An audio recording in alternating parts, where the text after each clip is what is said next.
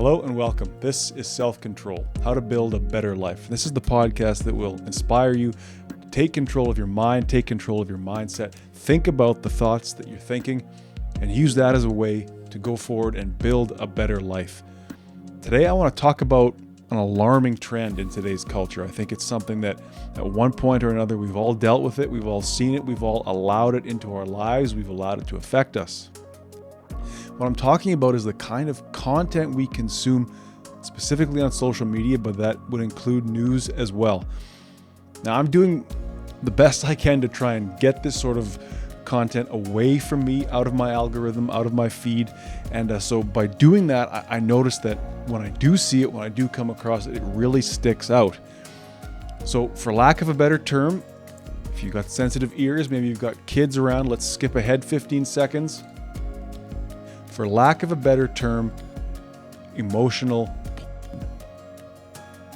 Now, we could also say that this content is called emotionally manipulative content, right? I think that consuming too much of this kind of stuff over time, especially now if your social media algorithm is feeding you more and more of it, it leads to a warped view of reality.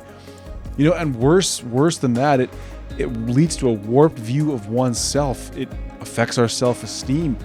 It leads to fear about the outside world, bitterness, cynicism, suspicion toward other people, puts us into echo chambers, puts us into groups that we don't necessarily want to belong to if we consume it enough and long enough. So, if you're finding that social media leaves you with a bad taste in your mouth, if you're bitter, you're cynical, you're suspicious about other people around you, you're depressed, maybe you're losing hope, you don't have the self-confidence that you'd like to have, it's worth approaching, it's worth attacking, it's worth becoming critical of the kind of content that you're consuming. This is not a magic pill, it's not a one-size-fits-all, but it's an avenue that's worth going down. If you're having mental health issues, you're having mindset issues, you're not getting where you want, or you're slowing down on the path to getting there, let's talk about some of this content that we're consuming. So this kind of stuff, whether it's tweets, it's videos, it's posts, it's comments, it's all that stuff that we are so lucky to see on our phone all day long, it does three things. It divides us, it dispossesses us, and it is argued in bad faith, and it makes us live in bad faith. Okay, so throwing around some concepts, throwing around some big words here. I'm going to give you an example, and then we're going to break it down. How does it divide? How does it dispossess? How does it lead to low self-esteem? How does it lead to fear? What does it do to us? And then what can we do about that?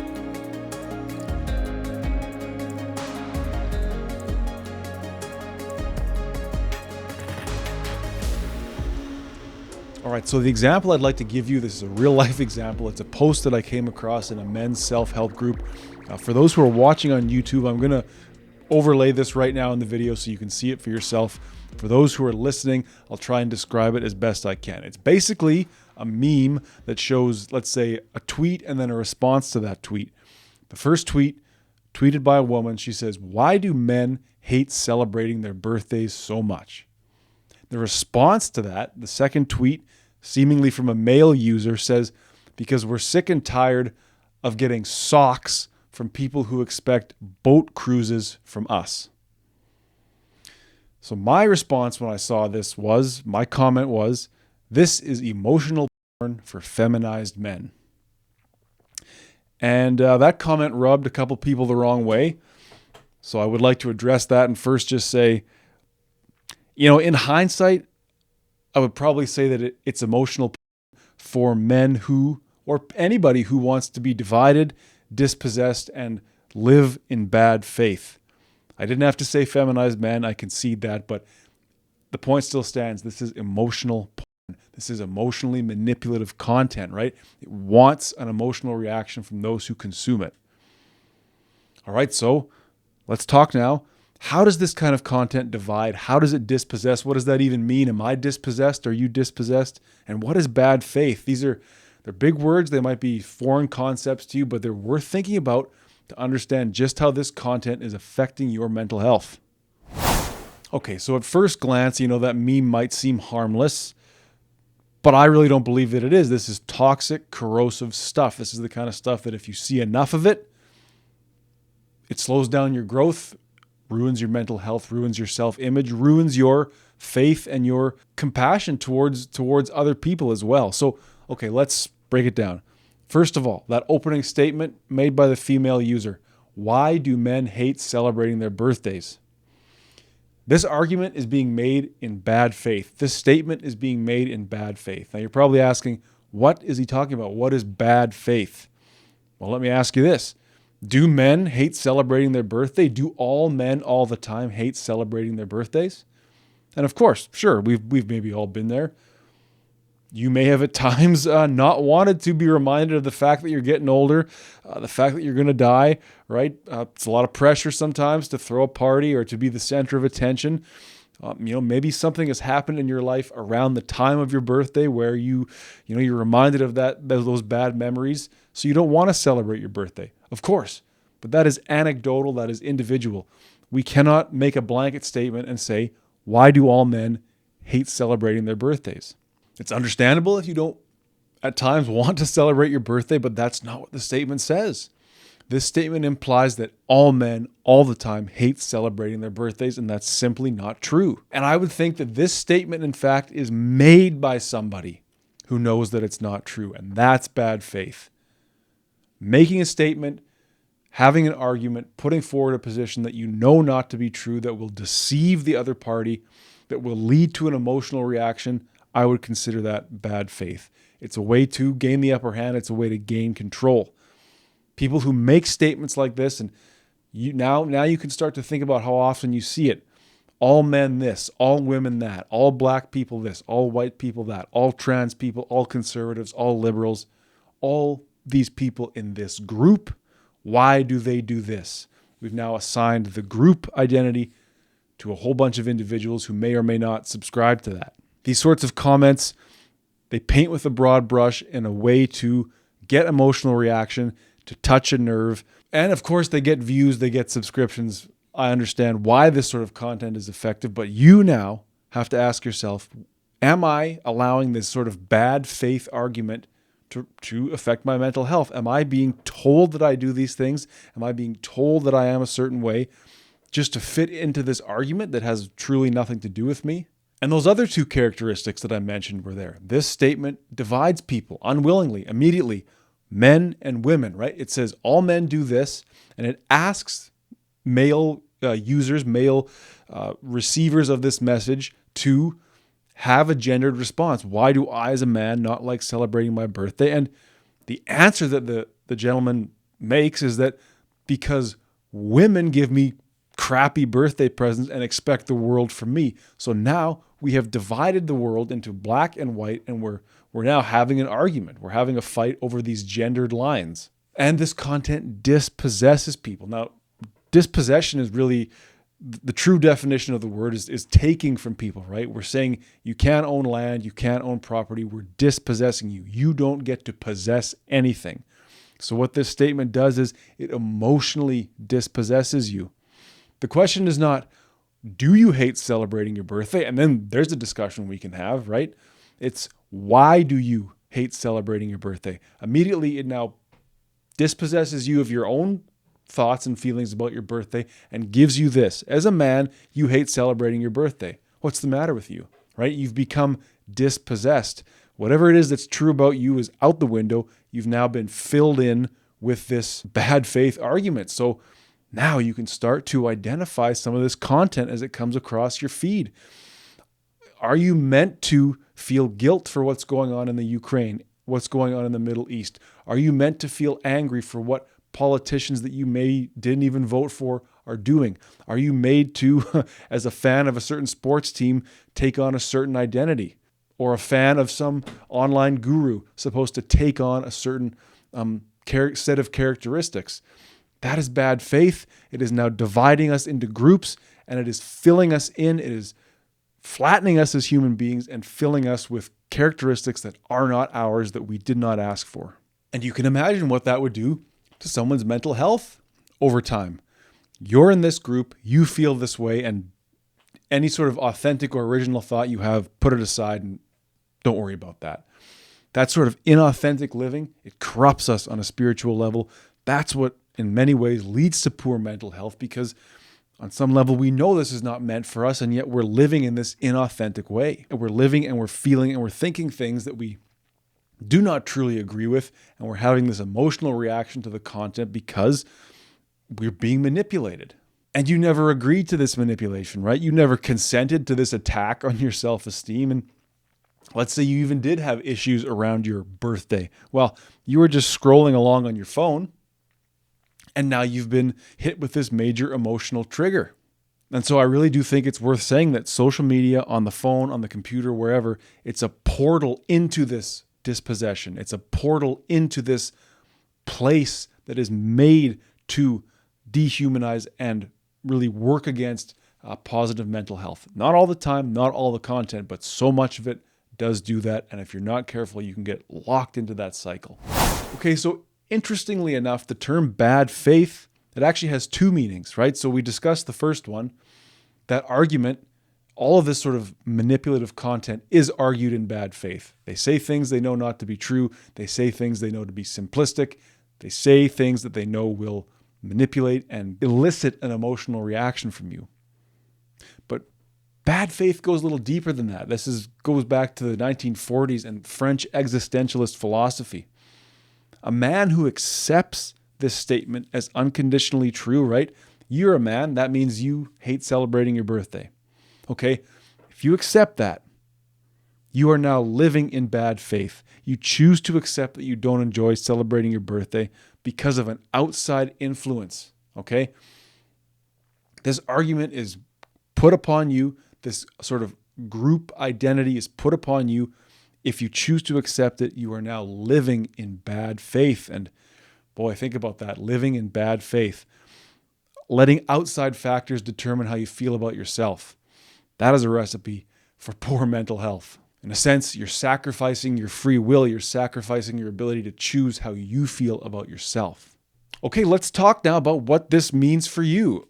Really, this is an invitation, I think, to be critical, to critically examine the kind of content you're seeing and how it affects you, right? If you're finding that you're getting emotionally charged up, you're getting emotionally disturbed because of the things that you see on social media, maybe you have emotional outbursts, you feel the need to spread that viral content, you feel the need to run and tell somebody about this stuff.